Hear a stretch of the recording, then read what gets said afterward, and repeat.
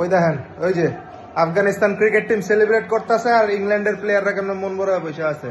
300 run করে ফেলেছে আফগানিস্তান, সেটা চেস করতে পারে না ইংল্যান্ড। পার্থক্যটা স্পষ্ট, ইংল্যান্ডের সাথে না, বাংলাদেশের সাথে।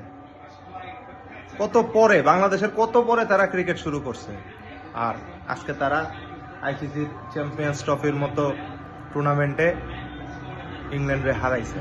যে প্রোগ্রেসের যে গ্রাফটা আছে সেটা ঊর্ধ্বগতি আফগানিস্তান ক্রিকেটে।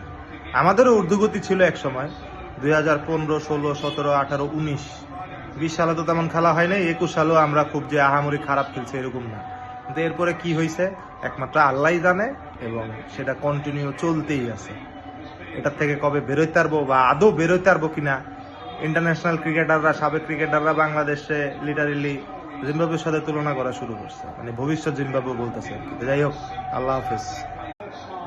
ওই দেখেন, ওই যে আফগানিস্তান ক্রিকেট টিম সেলিব্রেট করতেছে আর ইংল্যান্ডের প্লেয়াররা কেমন মন ভরে বসে আছে।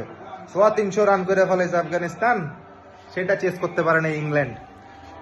পার্থক্যটা স্পষ্ট, ইংল্যান্ডের সাথে না, বাংলাদেশের সাথে। বাংলাদেশের কত পরে তারা ক্রিকেট শুরু করছে, আর আজকে তারা আইসিসি চ্যাম্পিয়ন্স ট্রফির মতো টুর্নামেন্টে ইংল্যান্ডে হারাইছে।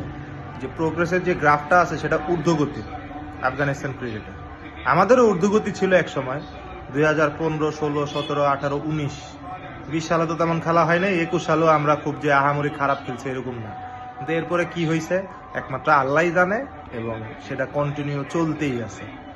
এটার থেকে কবে বেরোতে পারবো বা আদৌ বেরোতে পারবো কিনা, ইন্টারন্যাশনাল ক্রিকেটাররা, সাবেক ক্রিকেটাররা বাংলাদেশে লিটারেলি জিম্বাবুয়ের সাথে তুলনা করা শুরু করছে, মানে ভবিষ্যৎ জিম্বাবুয়ে বলতেছে। যাই হোক, আল্লাহ হাফেজ।